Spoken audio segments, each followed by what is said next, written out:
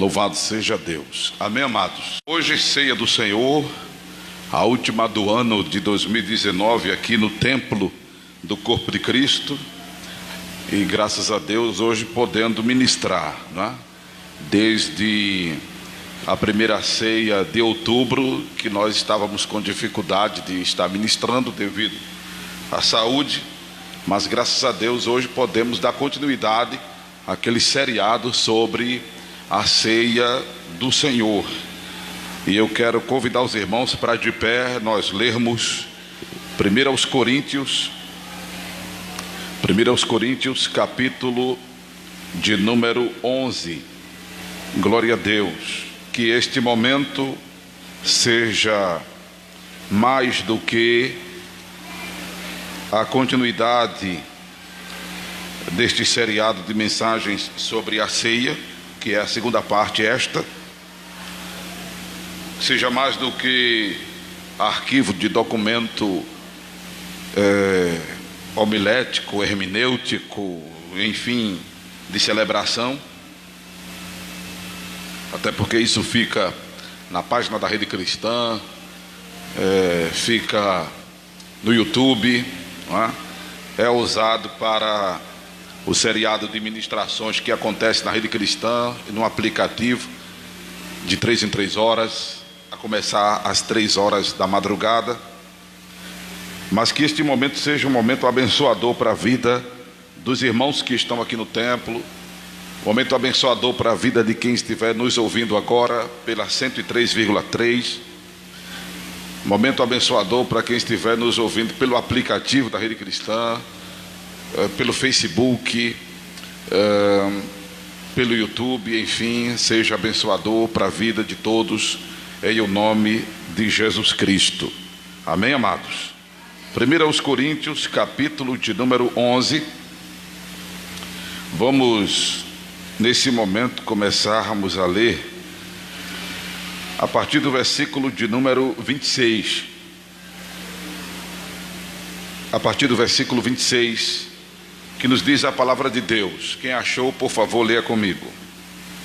Porque todas as vezes que eu comerdes este pão, bebedes este cálice, anunciais a morte do Senhor até que venha. Portanto, qualquer que comer este pão ou beber o cálice do Senhor indignamente, será culpado do corpo e do sangue do Senhor. Examine-se, pois, o homem a si mesmo, e assim coma deste pão e beba deste cálice. Porque o que come e bebe indignamente, come e bebe para a sua própria condenação, não discernindo o corpo do Senhor. Por causa disso, há entre vós muitos fracos e doentes, e muitos que dormem. Porque se nós nos julgássemos a nós mesmos, não seríamos julgados. Mas quando somos julgados, somos repreendidos pelo Senhor, para não sermos condenados com o mundo. Amém? Até aí, podeis sentar em nome do Senhor Jesus. Louvado seja Deus. Quero voltar a ministrar sobre a ceia, falando sobre a importância de nós a celebrarmos.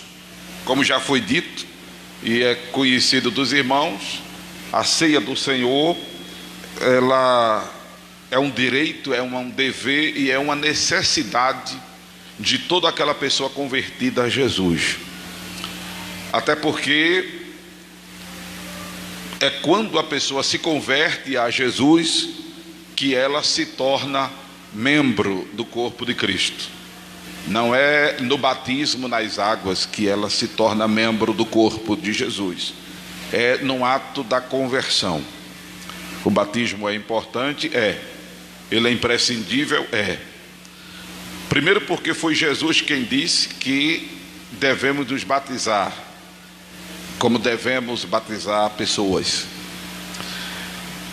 É importante porque ele é exatamente uma expressão cerimonial, portanto também simbólica, com um peso espiritual muito grande, porque uma vez se batizando nas águas, estamos dizendo para a igreja para o mundo, para os anjos, para os demônios e para o próprio Deus, do que mais do que nunca a nossa vida pertence a Ele. Porque o batismo, ele fala de sepultamento. A palavra batismo inclusive significa imergir, afundar, não é? E a morte para o mundo, ela não acontece no batismo da gente. A morte para o mundo, ela acontece na nossa conversão a Jesus. O termo melhor e mais aplicado é o nascer de novo, que é mais profundo do que conversão. Conversão é mudança. É a pessoa que deixa de fazer tudo que o mundo quer. Eu não vou numerar aqui porque são muitas coisas. Os dedos das minhas mãos não são suficientes para numerar tudo aquilo que o mundo, a carne, o diabo nos influencia, nos induz a fazermos, bem como nós, por livre e espontânea vontade, também optamos por fazer coisas que não agradam a Deus. Isso são tantas, misericórdia. Não se resume, mas aí eu posso pelo menos numerar algumas. Não se resume, não é, a fumar, a beber, a jogatinas, a prostituição, a mentira. Porque tem gente que diz assim: eu sou quase crente, eu não bebo, eu não danço, eu não fumo, não é? Tem gente que acha que é quase crente por causa disso. Mas tem pessoas que não fazem nada disso e são piores de quem faz, às vezes. Não é verdade, irmão? São piores de que quem faz. Então, o leque do pecado, ele é muito grande, misericórdia. Por isso que a conversão não é só abdicar dessas coisas, deixar de praticar essas coisas. A conversão, o nascer de novo não é só isso. A conversão é isso, mas o nascer de novo é mais profundo que isso. Nascer de novo é além da conversão, é nós recebermos o Espírito Santo, que nos faz filhos de Deus. É nós recebermos o Espírito Santo, que nos faz novas criaturas. É nós recebermos o Espírito Santo, que nos faz cidadãos dos céus. É nós recebermos o Espírito Santo, que nos torna membros do corpo de Jesus. E toda pessoa que nasceu de novo, ela passa a ter o direito, o dever e a necessidade de cear, exatamente por aquilo que já foi lido aqui, é sempre citado, mas não nos custa nada revermos na leitura de João, capítulo de número 6, versículo, por exemplo, 53, que diz que se não comermos da carne do Filho do Homem, não bebermos o seu sangue, não teremos vida em nós mesmos. Versículo 54: se comermos da carne e bebermos do sangue, teremos a vida eterna e seremos ressuscitados no último dia. Quem comer da carne e beber do sangue, versículo 56, permanecerá em Jesus, e Jesus permanecerá nesta pessoa que digeriu o corpo e o sangue de Cristo, que é simbolizado pelo pão e o vinho da ceia, uma vez sagrados. Amém? Bem como, ao nos alimentarmos do Senhor, também viveremos por Ele. Versículo de número 57. Então você observe que é indispensável a ceia. Volto a dizer, não deixe de cear por nada. Amém, amados? Se você por alguma razão justificável não pode estar conosco na ceia aqui no templo do corpo de Cristo, que acontece aos primeiros domingos do mês, por uma questão de trabalho, um concurso, uma viagem, uma coisa assim, algo que realmente justifique a sua ausência da ceia, não me incomodará em dizer: pastor, na terça-feira à tarde no ciclo de oração eu posso cear. Ou então: pastor, na quarta-feira subsequente à ceia eu posso cear. Se for justificável, pode, até porque eu não sou seu empregado para estar à sua disposição, eu sou seu pastor, né? Aí eu celebro a ceia para você, eu ministro a ceia para você. Se tiver doente em casa, é só dizer que tem os obreiros que podem levar, ou eu posso ir levar a ceia para você. Ou então, se você quiser e puder visitar uma congregação que durante a semana tem ceia, sem ser no templo do corpo de Cristo, você querendo ir cear naquela congregação, também você fica à vontade. Não pode deixar de cear. Amém, amados? Não pode deixar de cear, porque é ceando que você se mantém vivo espiritualmente. E precisamos estar vivos espiritualmente. Porque estar vivo espiritualmente, amados, é estar em comunhão com Deus. Quem não estiver em comunhão com Deus está morto espiritualmente e corre o risco de morrer para toda a eternidade. Porque se não estiver em comunhão com Deus e bater as botas, se não estiver em comunhão com Deus, irmão, e for para a cidade de pé junto, morre eternamente. Porque nós já explicamos aqui, inclusive usando uma caneta, aquelas esferográficas transparentes, né? Que aquele tubinho, ele sai daquela outra cápsulazinha mais dura, do jeito que estiver dentro. Se estiver cheio de tinta, sai cheio de tinta.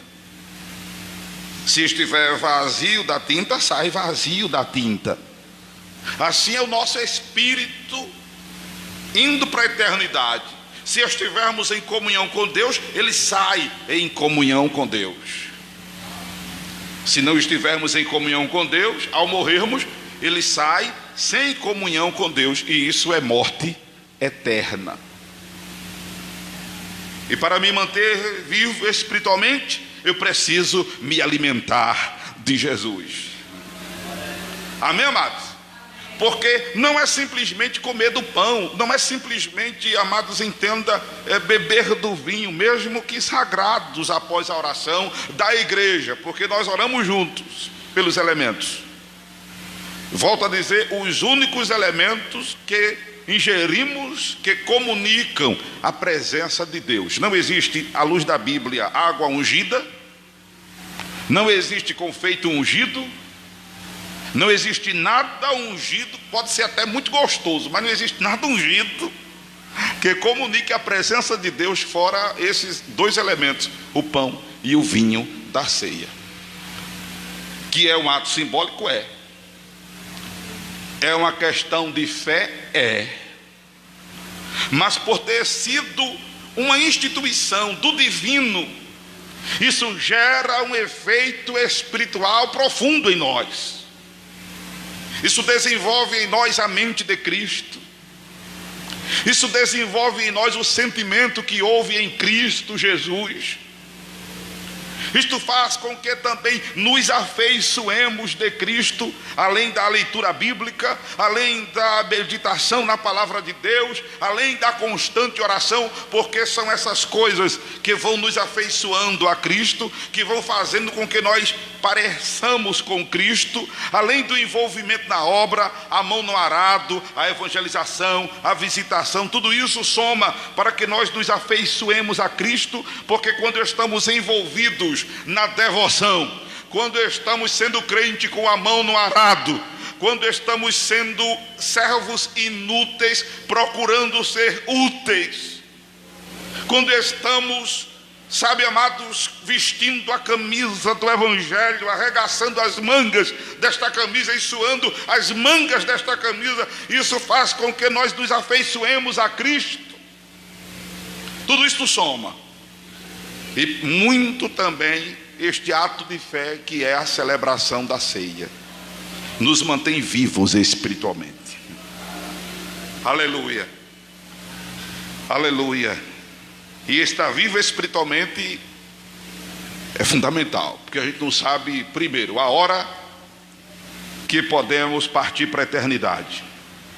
E para partir para a eternidade nem precisa estar doente terminal. Não é verdade? Não é verdade, irmãos? Para partir para a eternidade nem precisamos estar doente terminal. Me lembro de uma situação que o irmão me contou, trabalhando em um prédio, que a esposa estava indo visitar o esposo, que o médico deu a ele dias de vida. Não é?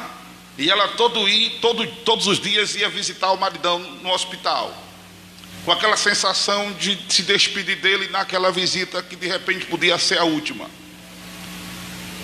De repente aconteceu, nesse curto espaço de tempo, que houve um movimento no prédio. Houve um movimento no apartamento. E quando foram procurar saber, sabe quem faleceu? A irmã, ou a esposa, que ia visitar o esposo, que estava morrendo no hospital. Morreu primeiro. E eles casos que a gente possa mencionar aqui. Um acidente, não é? Que a pessoa pode vir a falecer. Um trauma grave, não é? Um infarto. Enfim, como diz ainda a minha avó, que tem 98 anos, para morrer basta estar vivo. Tá? E não precisa estar enferrujado que nem eu não, sabe? Não precisa estar, como é que diz? O termozinho físico que diz, eu disse enferrujado. Não precisa estar, me ajuda aí, entrevado, tem outro, né? A pessoa que não faz exercício, como é que dá o nome? Sedentário, obrigado. Você está sedentário que nem eu não. Porque tem jogador de futebol, né? Atacante, que está morrendo dentro daquele espaço ali do campo, da pequena, da grande área. E o cara, para jogar futebol, supostamente ele está com a saúde, ó. Não é verdade? Mas está morrendo. Então a gente não sabe a hora que a gente pode partir para a eternidade. Então cuide de estar vivo espiritualmente. Cuide de estar vivo espiritualmente.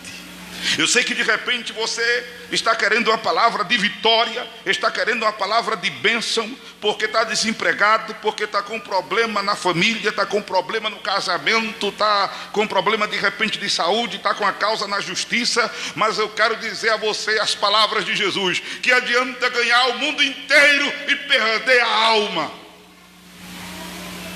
Procure estar bem espiritualmente. Procure estar bem, estar vivo espiritualmente é estar em comunhão com Deus, que já dissemos. E comunhão com Deus é tudo. Porque em comunhão com Deus, enquanto o problema não se resolve, porque o problema vai ser resolvido, a Bíblia diz que o tempo de cantar chega. O que você está passando vai passar. E enquanto não se resolve, você em comunhão com Deus consegue vencer, consegue estar de pé, consegue estar de cabeça erguida, consegue superar.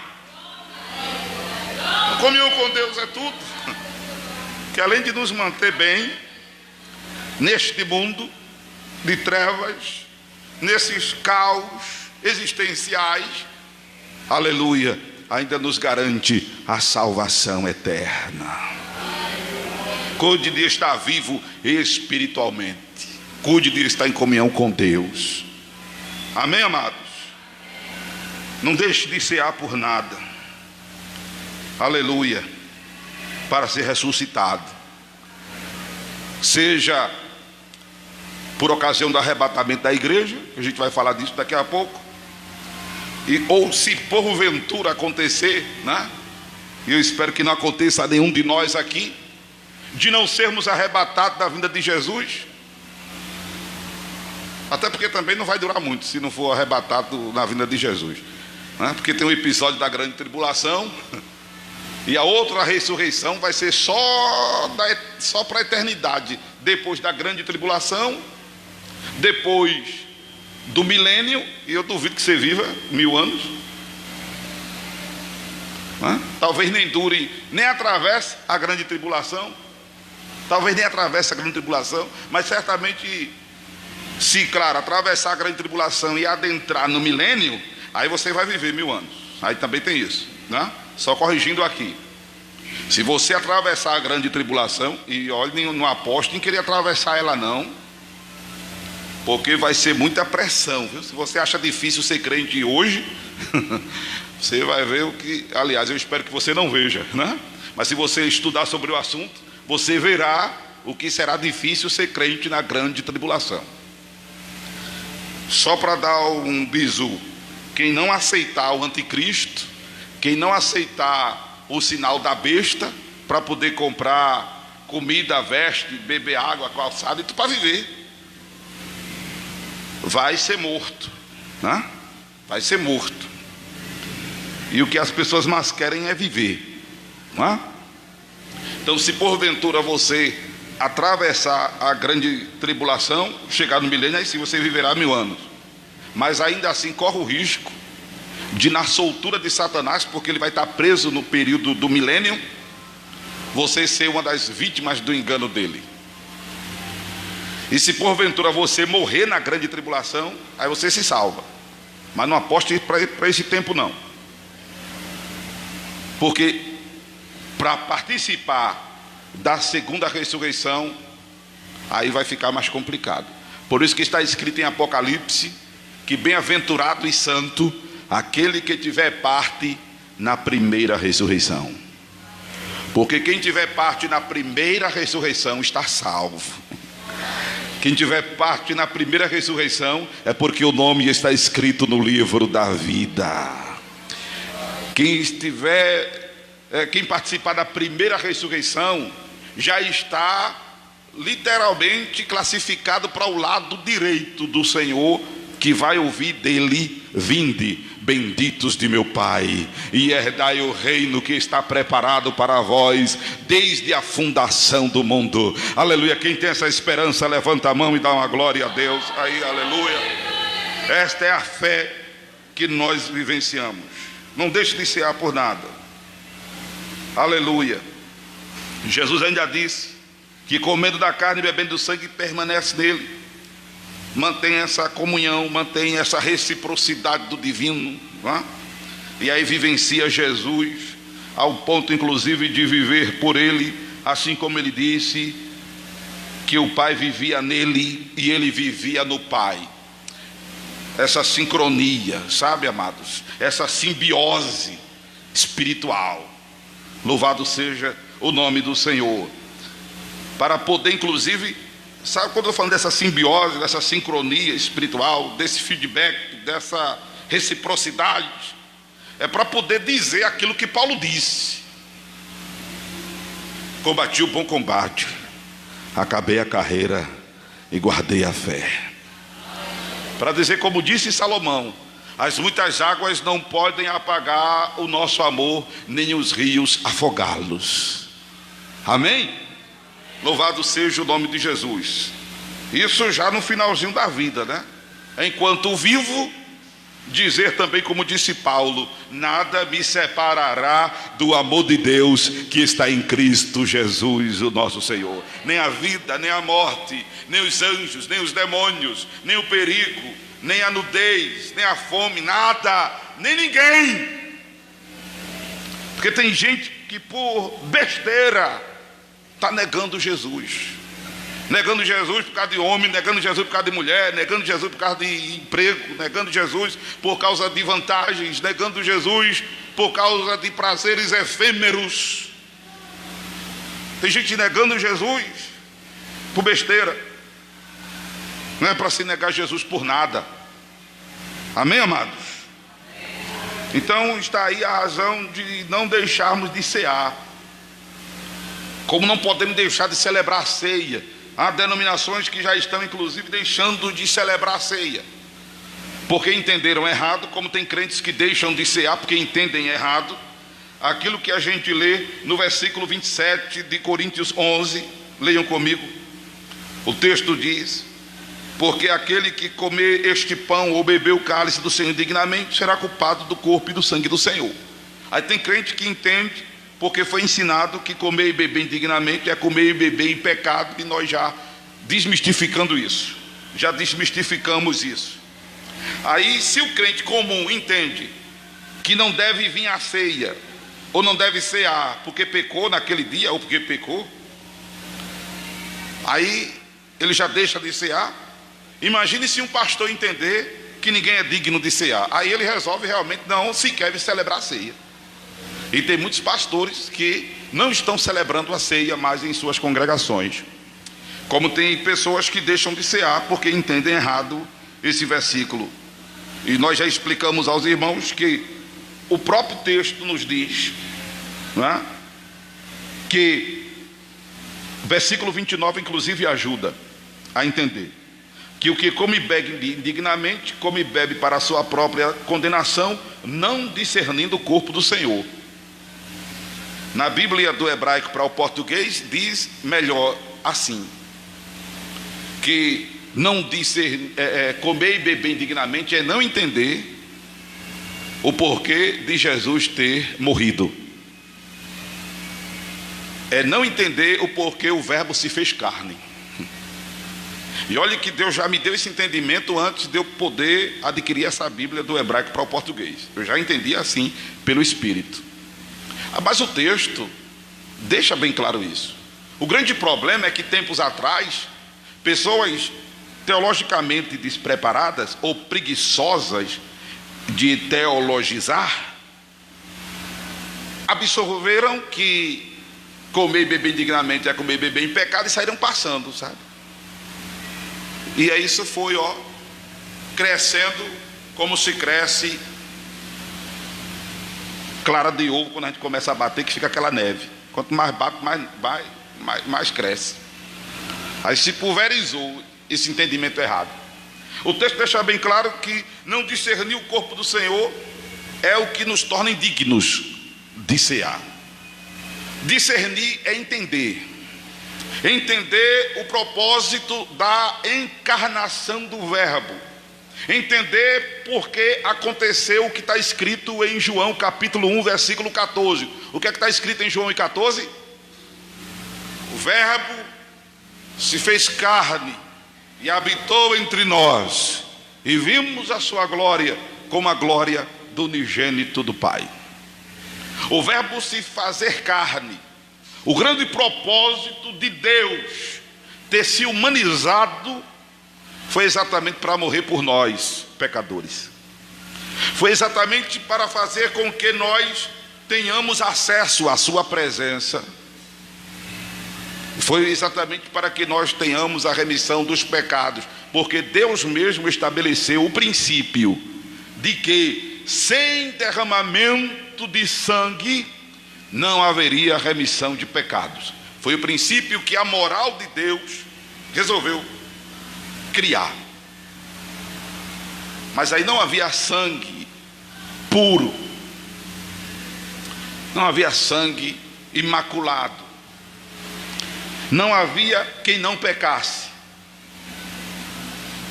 Aí Deus resolveu vir morrer por nós.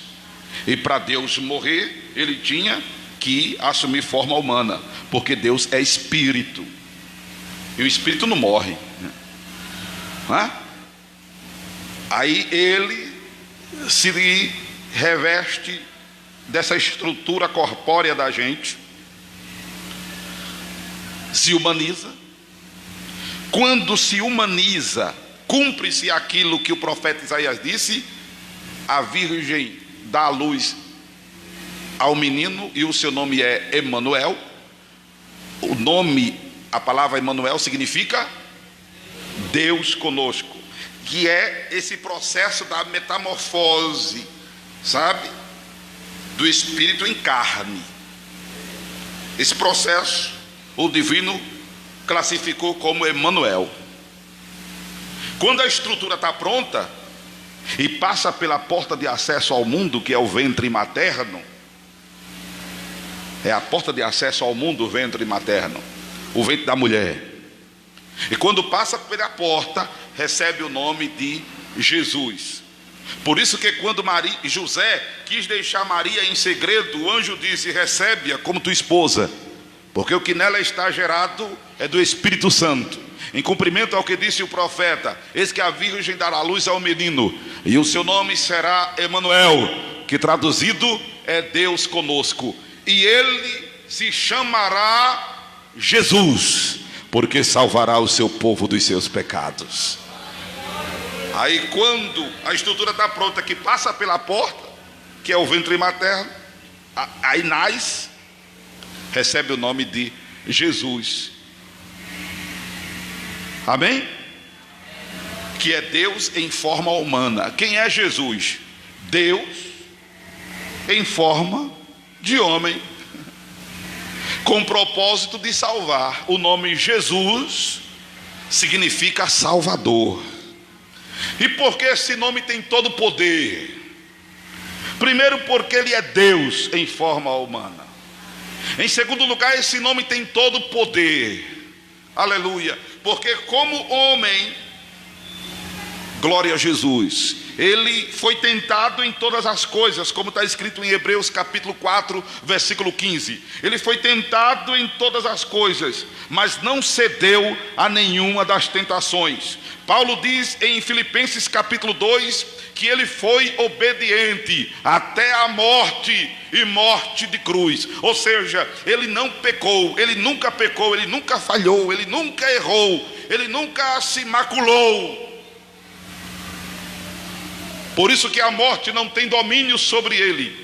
Depois de morto 3 dias, ele ressuscitou. E diga-se de passagem, a sua morte, que humanamente falando parece ter sido um homicídio, mas não foi. Ele disse: a minha vida eu a dou, e tenho o poder de tornar a tomá-la.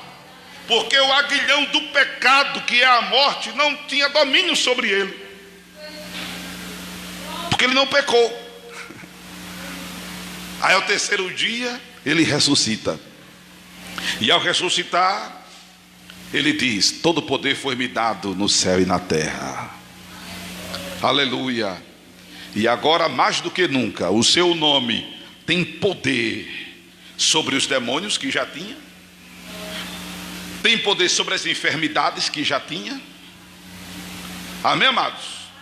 Mais do que nunca o seu nome passa a estar sobre todos os nomes, perante o qual se dobrarão todos os joelhos e confessarão todas as línguas que ele é o Senhor. Quem pode dar 30 segundos de glória a Jesus aí? 30 segundos de glória a Jesus aí. Aleluia. Esse nome tem poder, esse nome é excelente, porque ele é Deus, porque ele venceu o pecado, ele venceu a morte, ele derrotou Satanás. Aleluia. Louvado seja o nome de Jesus. Louvado seja o nome de Jesus. Nome sublime, nome glorioso. Aleluia. Aleluia, aleluia. Então, não entender isso é comer e beber indignamente. Não entender que foi todo esse processo que o corpo passou. Uma expressão bíblica de Hebreus que eu estava querendo citar e por momento tinha esquecido, e agora o Senhor me lembrou, não é? É que o seu nome exatamente também tem poder, porque tudo isso que já dissemos traduz o que o escritor aos Hebreus diz, que nele, em Jesus, habita corporalmente toda, é uma redundância, né? Mas toda a plenitude, que é tudo, da divindade. Nele habita corporalmente toda a plenitude da divindade. Isso é uma ênfase ao fato de que Jesus é Deus. Amém, amados? Que Jesus é Deus. Por isso que ele tem poder sobre a natureza, as forças da natureza, tem poder sobre os demônios, tem poder sobre as enfermidades. E em nome de Jesus receba a vitória nessa noite. Em nome de Jesus receba a vitória nessa noite. Em nome de Jesus receba a saúde nessa noite. Em nome de Jesus, em nome de Jesus. Quem estiver me ouvindo agora pelo aplicativo, quem estiver me ouvindo agora pelo rádio, aleluia, quem estiver vivendo alguma demonização, demônio, eu lhe digo, saia dessa vida em nome de Jesus. Em nome de Jesus. Aleluia. Os demônios tremem, irmão. Os demônios chegam e estremecem. Os demônios chegam a defecar nas calças. Porque o demônio sabe que ele é Deus. Aleluia. Os demônios sabem que ele é Deus. Eu me lembro que quando Jesus vai ter com o homem gadareno, o demônio que está nele diz: não nos lance no abismo. Quando Jesus vai se aproximando, que vieste ter conosco, ó Filho do Altíssimo. Aí Jesus cala a boca, porque Jesus não queria que os homens tivessem uma percepção da sua deidade. É mais do que a divindade. Divino é o que veio de Deus, celeste é o que vem do céu. Quando eu falo de deidade, eu estou falando da sua natureza, de Deus. Jesus não queria que os homens tivessem uma percepção a lá Satanás, a lá demônio. Os homens não eram para crer em Jesus através das informações demoníacas. Primeiro, porque o demônio, Satanás, o diabo é o pai da mentira. Depois, isso ia configurar um conchavo de Jesus com os demônios. Porque quem são os demônios? São anjos que foram expulsos do céu. Aí Jesus manda os demônios calarem a boca. Tem uma situação que ainda julgam Jesus ter pacto com Belzebu, o chamado príncipe dos demônios. Imagine se Jesus libera: fala aí, capeta, de onde foi que eu vim? Pensa, essa raça de homem pecador crê em mim. Jesus disse: não, cala a boca. Porque os homens tinham que crer em Jesus pelo que ouvisse de Jesus. Os homens tinham que crer em Jesus pelo que visse em Jesus. Os homens tinham que crer em Jesus pelo que vissem Jesus fazer. Amém? Para a partir desse conjunto de coisas darem o devido valor a Jesus. Você precisa crer em Jesus pela sua palavra. Você precisa crer em Jesus por ouvir Ele. Você precisa crer em Jesus pelo que Ele tem feito, está fazendo e vai fazer na sua vida. Para a partir desse conjunto de coisas você dar a Ele o real valor e passar a crer nele, não pelo que Ele faz, mas pelo que Ele significa. Amém? Pelo que Ele passará a significar para você. Porque eu espero que não seja o vosso caso, mas tem pessoas que já são crentes há muito tempo e Jesus ainda não significa nada para elas. Misericórdia mesmo. É por isso que tem tanto desviado. Se desviou é porque Jesus não significa nada.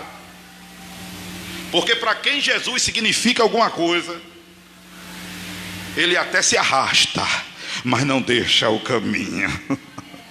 Ele até se arrasta, ele fica fraco, ele passa tempo sem vir à igreja, ele fica sem forças para orar, ele fica desmotivado para ler a Bíblia, ele fica sem forças para cantar, mas ele não abre a mão de ser crente em Jesus por nada. Aleluia, aleluia, porque ele sabe que sem Jesus ele está ferrado, sem Jesus ele vai perecer, sem Jesus a vida dele estará destruída.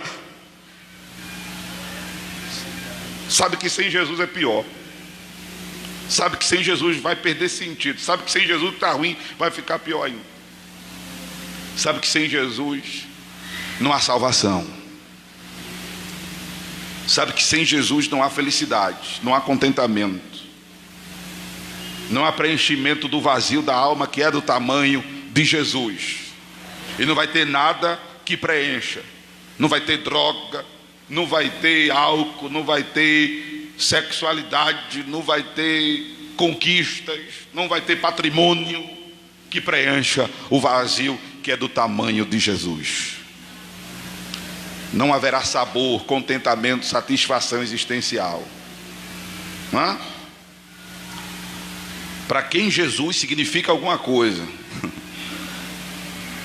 ele se arrasta, mas não para de caminhar. Amém, amados? Tem muita gente que, apesar de ser crente muito tempo, Jesus ainda não significa nada para ele. E eu volto a dizer, espero que não seja o caso aqui de vocês. Mas para quem também Jesus significa alguma coisa, existe outro lado da moeda, viu, irmão? Há mais dedicação, há mais envolvimento, há mais empenho, há mais entrega. Você que é casado, você já foi apaixonado pelo seu cônjuge. Vocês que são namorados, noivos, são apaixonados pelos nubentes, né? E isso faz com que você, hoje está uma benção, hoje é WhatsApp, né? É Instagram, é Facebook. Antes só havia orelhão, né, irmão? Haja ficha, né? Para gastar, né, amigo? Haja ficha, né, Fábio? Agora não, agora é zap direto. Faz logo um pacote daquele que seja rápido e não caia, sabe, irmão? Que é para estar falando direto. É mandando foto, é fazendo vídeo. Meu Deus do céu, é um contato direto. Sabe por quê? Porque está significando muito para você. O outro está significando muito para você. Paixão. E para quem Jesus significa alguma coisa, essa paixão não termina em 2 anos, não termina em 3. Segundo a psicologia, a paixão dura de 2 a 3 anos, né? Mas para quem Jesus significa alguma coisa, essa paixão é eterna. Procura ser mais crente cada dia do que o dia anterior. Quem está entendendo, diga amém. E por que não deu glória? Para quem está apaixonado por Jesus, irmão, procura ser mais crente do que o dia anterior. Para quem Jesus significa alguma coisa, procura ser mais crente amanhã do que foi hoje. Amém? Há mais empenho, há mais dedicação, há mais envolvimento. Então vamos voltar aqui. Por que é importante celebrar a ceia e cear? Porque Jesus disse, versículo 26: porque todas as vezes que comermos do pão e bebermos do cálice do Senhor, anunciamos a sua morte, até que ele venha. E a morte de Jesus, ela precisa ser anunciada, por incrível que pareça, aos crentes ainda, para terem uma ideia, terem cada vez mais uma dimensão intelectual, uma dimensão emocional, uma perspectiva espiritual maior da morte de Jesus, para considerar mais a sua salvação. Porque normalmente aquilo que a gente não paga o preço, não paga caro, a gente não dá valor, não é verdade? Não é verdade? Normalmente as pessoas não dão valor por aquilo que elas não pagam tão caro. Negócio de graça, né? Negócio barato, com desconto. Não, as pessoas não dão valor. Aquilo que a pessoa não ralou muito para ter, não dá valor. Jesus morreu, e não foi nada fácil isso. Foi prazeroso para o Senhor. O profeta Isaías disse que ele veria o resultado da sua morte e ficaria satisfeito. Por que ficaria satisfeito? Porque veria-nos salvos. Veria-nos salvos. E a satisfação em Deus em ver o ser humano salvo está exatamente porque não há nada mais importante para Deus do que a vida humana. Você é muito importante para Deus. Por isso que Ele nunca vai lhe desamparar, nunca vai lhe deixar, nunca vai lhe abandonar. Você que é crente, e você que não é crente, é muito importante para Deus também. O ser humano é importante para Deus. Mateus capítulo 5, versículo 45, 44 e 45 diz que Deus abençoa a todos, indistintamente. Manda sol, manda chuva sobre quem é bom, quem é mau, quem é justo, quem é injusto. Porque Deus não faz acepção de pessoas. Todo ser humano é muito importante para Deus. E a satisfação de Deus em salvar-nos é exatamente por causa disso. Aí o profeta Isaías disse que ele veria o trabalho da sua obra e ficaria satisfeito. Que é exatamente nós estarmos livres do laço do passarinheiro. É o diabo não ter vez nem voz em nossas vidas. É nós estarmos libertos do pecado. É nós estarmos com o nome escrito no livro da vida, com o passaporte carimbado para o céu. Mas a morte de Jesus não foi fácil. Quando você medita na morte de Jesus, só aquela situação que os evangelistas narram, que quando ele estava no Getsemane orando, e ele vislumbra a sua morte ali, ele até diz: a minha alma está angustiada até a morte. Pense em Jesus dizendo um negócio desse. Pense em Jesus dizendo um negócio desse. A minha alma está angustiada até a morte. De repente ele começa a suar, a ficar sudoreico. E sabe o que é que vem aí? Sangue. Começa a suar sangue. Porque não foi fácil. Porque não foi fácil. Então dê mais valor à sua salvação, porque o seu Salvador pagou um preço muito caro. E o preço foi preço de sangue. Você foi comprado por um precioso sangue, o sangue de Jesus. Dê mais valor à sua salvação, meu irmão. Porque isso que você diz que paga preço, isso não é nada comparado ao que Jesus pagou. Não é nada. Esse negócio está sendo perseguido porque é crente. Esse negócio de alguém deixar de falar com você porque você se converteu, do cônjuge ir embora porque você é crente, de estar passando por alguma aprovação porque é crente, isso não significa nada comparado ao que Jesus passou. E ainda, veja o que diz Pedro na sua epístola. Pedro, deixa eu achar aqui, 1 de Pedro capítulo, abre aí a Bíblia, 1 Pedro capítulo 4, versículo de número 12, leia comigo. 1 Pedro capítulo 4, versículo 12, leia alto comigo. Amados, não estranheis, lê comigo, a ardente prova que vem sobre vós, para vos tentar, como se coisa estranha vos acontecesse, mas alegrai-vos no fato de seres participantes das aflições de Cristo, para que também na revelação da sua glória vos regozijeis e alegreis. Se pelo nome de Cristo sois vituperados, bem-aventurados sois, porque sobre vós repousa, aleluia, o Espírito da glória de Deus. Amém?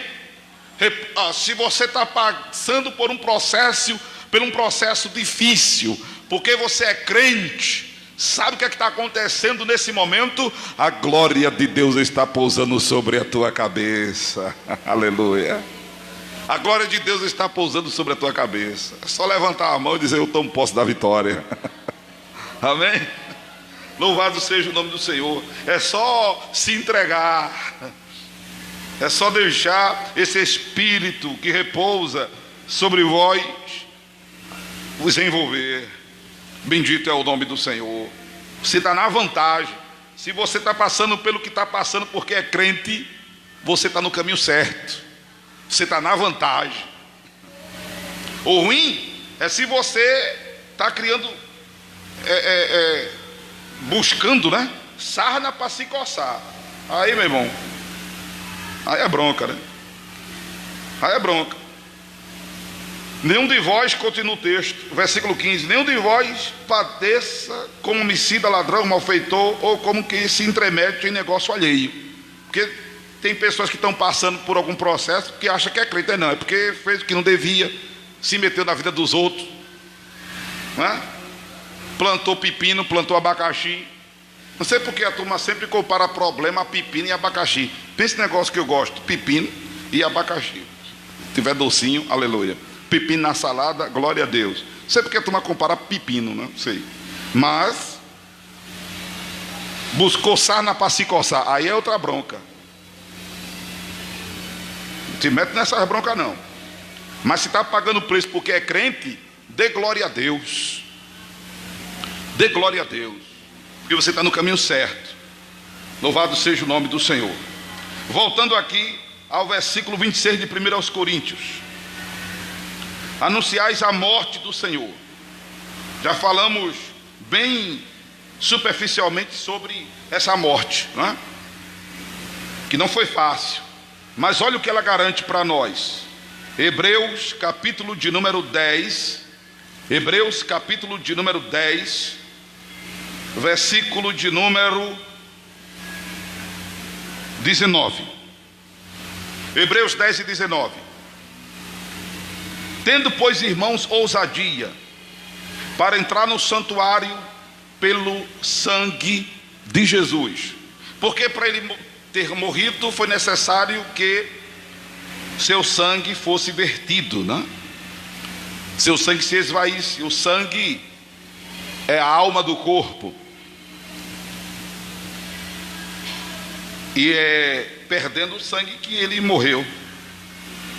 Inclusive Jesus morre, ó, Jesus perdeu, irmão, tanto sangue que ele morreu antes do previsto, porque havia a cultura dos soldados romanos chegar ao crucificado e quebrar-lhe os pés.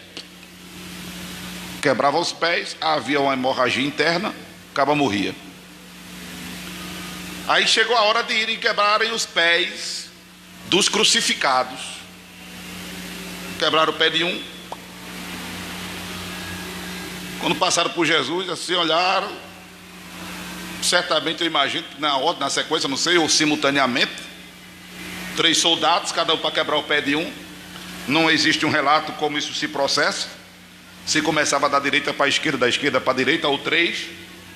Eu quebro a perna de um, tu quebra a perna de outro, e tu quebra a perna de outro. Não sei se era assim. Eu sei que quebra-se a perna de um, quebra-se a perna de outro. Quando vai a Jesus, ele está morto. Poxa, já morreu? Já morreu. Já ouviram falar da via dolorosa, né? Que é uma expressão latina. A via dolorosa. Jesus vem levando chicotada desde que foi julgado, sem contar a lapada que levou antes. Pastor Amauri, quando prega sobre isso, ele fala de como era o chicote, do que havia no chicote. Ele diz a quantidade de espinho que tinha na coroa. Cada lapada que dava em Jesus arrancava o couro. Quem já assistiu A Paixão de Cristo, produzida por Mel Gibson, é muito forte aquilo ali. Eu penso que na vida real foi pior. Era uma lapada e vinha a carne, e haja sangue. Sangue do crânio. Jesus vem apanhando e o sangue vem manchando o caminho. Não é? É crucificado. Há uma polêmica se foi no pulso, porque a mão é a extremidade aqui do pulso até as extremidades do dedo. A mão é isso aqui tudinho. Bem, aí há uma polêmica se foi aqui no pulso, prego, se foi aqui, eu não sei. Eu sei que onde foi doeu, né? Eu não gosto de fazer exame de HGT, para mim aquela furada é o fim do mundo, imagina uma crucificação. Haja sangue.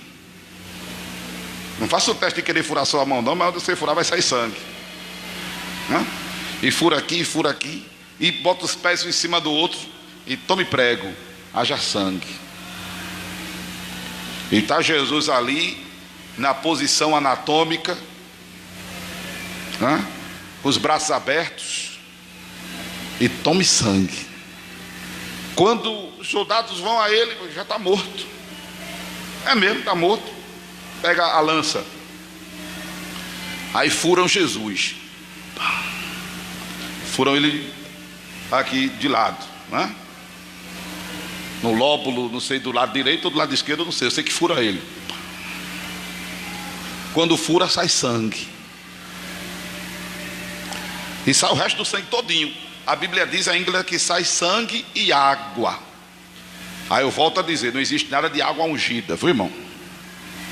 Para associar a água que saiu de Jesus, não existe. Sai todo o sangue de Jesus, não é? Porque a turma duvidou que ele estava morto. Pega a lança e enfia nele. Aí a Bíblia diz que sai sangue e água, porque já não tinha mais sangue para sair. E aí ele morre, não é? Por conta de toda essa perda de sangue. Aí volta aí a atenção para Hebreus 10 e 19. Tendo, pois, irmãos, ousadia para entrar no santuário pelo sangue de Jesus, pelo novo e vivo caminho que ele nos consagrou, pelo véu, isto é, pela sua carne. A sua carne, o véu. Aí presta atenção aqui, porque você só vai entender a partir de ouvir e de ver algumas gesticulações minhas aqui. O véu. O véu é referência, primeiro, à obstrução que havia entre Deus e o homem. Esse véu, essa obstrução, ela é simbolizada, inclusive, por o véu que havia no templo. Se bem que a obstrução entre o homem e Deus é maior do que todas as medidas do véu, seja de altura, seja de largura. O véu, que no templo de Salomão era maior, porque o templo era maior de Salomão, né? No templo reedificado por Zerobabel e Jesua, que a gente está estudando no livro de Ageu, o templo foi menor. Concomitantemente, o santuário era menor, por sua vez, o véu ali era menor. Então, a obstrução entre Deus e o homem transcende a isso. Porque a obstrução entre Deus e o homem não é local. Ela é pessoal. Não é mudando de endereço que a pessoa fica bem com Deus. Entende isso? Amém, amados? Diga comigo, não é mudando de endereço que a pessoa se resolve com Deus. Não é? O problema está no ser humano. É a pessoa quem tem que se resolver com Deus. Não é mudando de igreja, de templo, de denominação, de endereço. É cuidando de se resolver com Deus que a situação melhora. Aí essa obstrução entre o homem e Deus é simbolizada pelo véu do templo. Porque do lado de cá tinha o santuário, do outro lado do véu tinha o chamado Santo dos Santos, que tinha lá a Arca da Aliança.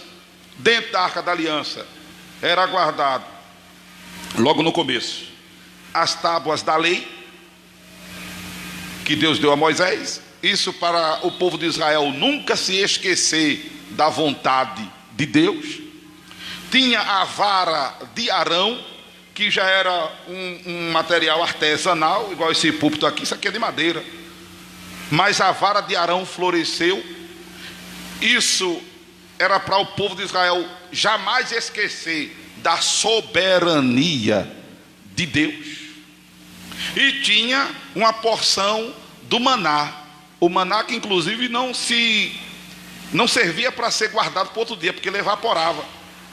Mas a preservação do maná na arca, até certamente um grande período, era para o povo de Israel jamais esquecer que Deus é Deus de provisão, é Deus quem cuida, é Deus quem sustenta, é Deus quem mantém a gente.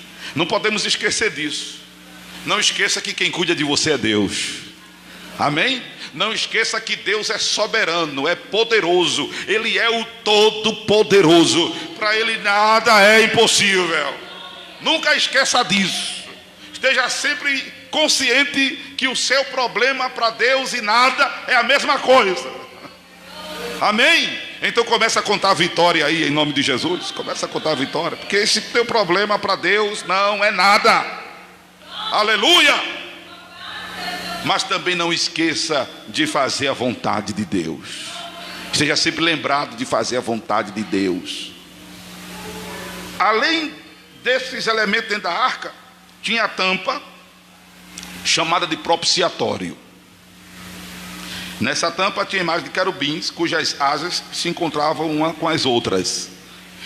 Era aí que quando o sumo sacerdote uma vez por ano entrava no santuário, a glória de Deus era manifestada, e o povo de Israel, que por sua vez tinha trazido suas ofertas de acordo com suas posses, quem podia dar mais dava, quem podia dar menos dava.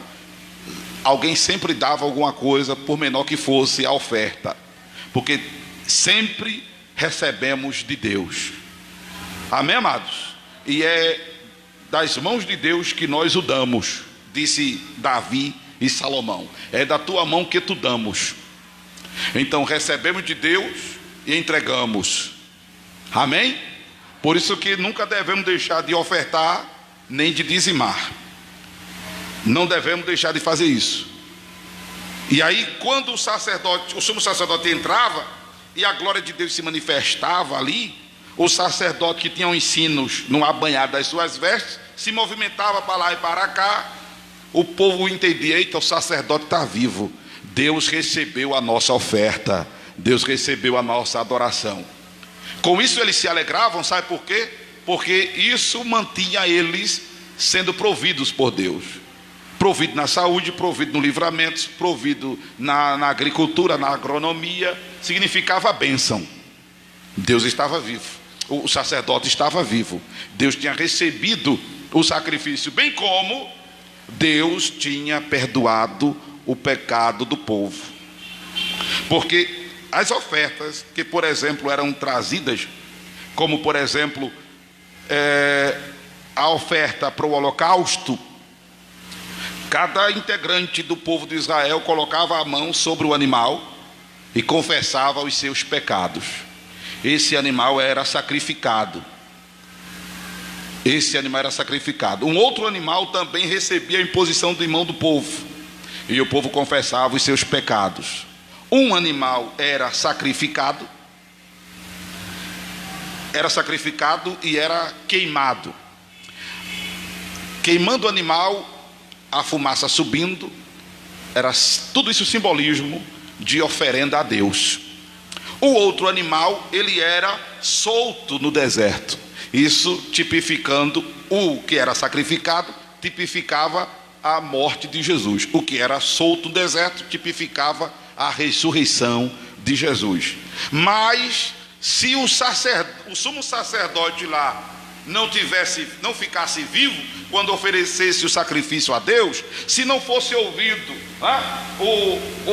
os sinos que tocavam na banha de suas vestes tocar, se não fosse ouvido, significa que o sacerdote, um abraço, tinha sido fulminado. Mas ele se movimentando, os sinos tocando, o povo de Israel começava a glorificar, começava a adorar, começava a cantar. Eu imagino que as Miriams da vida pegavam a pandeira e começava: eita, o Senhor é bom, aleluia, dando glória a Deus, porque o sacrifício tinha sido aceito e os pecados do povo tinham sido perdoados. Isso é o sacerdócio, que é abolido agora por Jesus. Agora, quando Jesus morreu. Quando Jesus morre, o sacerdócio é abolido e não precisa mais de sumo sacerdote, porque todos têm acesso à presença de Deus. Quando Jesus está no Monte Caveira, lá no Gólgota, e antes de morrer, conforme já dissemos, ele diz: Pai, está tudo consumado, em tuas mãos entrego o meu espírito. E morre. Quando ele morre, aleluia, a Bíblia diz que há terremotos, sepulcros de santos são abertos, santos aparecem na cidade, e o mais importante, que é o segredo da minha, da tua da nossa vitória. O véu do templo é rasgado de alto a baixo. Aleluia. É isso que dá acesso à presença de Deus. Aí voltamos aqui a Hebreus 10. Pelo novo e vivo caminho que ele nos consagrou consagrou pelo véu, isto é, pela sua carne. Porque a obstrução não era o véu do templo, era o pecado do ser humano. Mas agora, com Jesus morrendo, todos podem ter acesso à presença de Deus. Basta, aleluia, crer. Basta confessar a Ele os seus pecados. Amém? Por isso que está escrito em 1 de João capítulo 1 versículo 9: se confessarmos os nossos pecados, Ele é fiel e justo para nos perdoar os pecados e nos purificar de toda a injustiça. Aí temos acesso à presença de Deus. Versículo 22: cheguemo-nos com verdadeiro coração e inteira certeza de fé, tendo o coração purificado da má consciência e o corpo lavado com água limpa. Retenhamos firme a confissão da nossa esperança, porque fiel é o que prometeu. Amém? Eu ia parar, porque eu até comecei a ministração cedo, ia começar mais cedo, né? Se bem que tem tempo aí de gravação, sem problema. Eu acho que o Face e o YouTube não interrompe, né? Mas o nosso problema é a logística aqui, do tempo aqui, dos irmãos se deslocarem para casa. Mas eu quero terminar, e não vou me alongar nesse assunto. Em outra oportunidade volto a falar dele, da importância de cearmos e celebrarmos a ceia. Versículo 26 de 1 Coríntios. Jesus disse que devemos fazer isso para anunciarmos a sua morte, coisa que tratamos dela agora, da sua importância, do seu significado, que é sublime, é o segredo da nossa salvação. Sem a morte de Jesus não havia salvação, porque Ele derramou seu sangue puro, imaculado, e sem derramamento de sangue não haveria remissão de pecados. Mas diz o texto sagrado que essa morte, que é importante ser anunciada para os crentes, para darem mais valor à salvação, é importante ser anunciada a morte para os não crentes, para as pessoas entenderem que o que salva não são boas obras, viu? O que salva não são boas obras, não são ações assistenciais. Nós devemos assistir os necessitados em suas necessidades, é dever da gente como ser humano, é dever da gente como crente. Amém, amados? Tiver ao seu alcance, ajude. É responsabilidade sua como ser humano e muito mais como crente. Mas boas obras não salvam. Paulo, escrevendo aos Efésios, é bem claro ao dizer que pela graça somos salvos. Não é? Amém, amados? O texto de Efésios diz isso. O mesmo que diz que as obras não salvam. E é importante comunicar às pessoas a morte de Jesus, até que Ele venha. É importante anunciar que Jesus está voltando. Amém? É importante anunciar que Jesus está voltando. Para quem é importante anunciar que Jesus está voltando? Para os crentes estarem sempre preparados,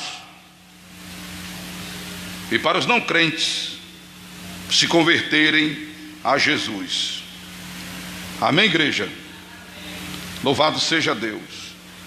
Então é importante que nós anunciemos. Qual é o texto de Efésios que diz que pela graça sois salvos mediante a fé? Porque eu falei aqui da salvação que não vem das obras. Sim, é isso mesmo, né? Não vem das obras. Me lembrei do versículo. Aqui, ó, Efésios 2, versículo 8 e 9. Porque pela graça sois salvos por meio da fé. Isto não vem de vós, é dom de Deus, não vem das obras, para que ninguém se glorie. O que nos salva é o sacrifício de Jesus. Amém? Não existe reencarnação. Não existe reencarnação. Não existe samsara. São processos de reencarnação. Não existe. Não existe purgatório. Não existe. A partir dessa para a eternidade, ou vai para o paraíso, ou vai para o Hades. E para ir para o paraíso, tem que confessar Jesus como Senhor e Salvador. Tem que passar pelo banho de sangue vertido no Calvário. Anunciar a volta de Jesus. É importante anunciar a volta de Jesus para as pessoas que não são crentes, para que se convertam com muita pressa, para os desviados se voltarem com muita pressa, e para quem está na presença permanecer de pé com determinação. Amém, amados? Senhor, portanto, nos abençoe, em o nome de Jesus. Em o nome de Jesus, nós agora aqui no templo vamos celebrar a ceia do Senhor.